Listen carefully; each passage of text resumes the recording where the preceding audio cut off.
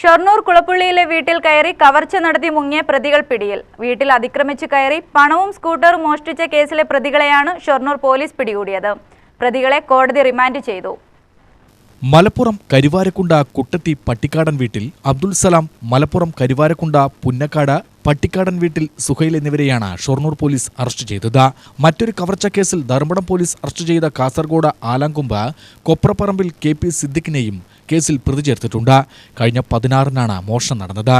ഗുരുവായൂരപ്പൻ നഗറിലെ അടച്ചിട്ടിരുന്ന വീടിന്റെ പൂട്ടുപൊളിച്ച അകത്തു കയറിയ പ്രതികൾ അലമാരിയിൽ സൂക്ഷിച്ചിരുന്ന 6000 രൂപയും വീട്ടുമുറ്റത്ത് നിർത്തിയിരുന്ന 2008 മോഡൽ ഹോണ്ട ആക്റ്റീവ് സ്കൂട്ടറും പ്രതികൾ മോഷ്ടിക്കുകയായിരുന്നു.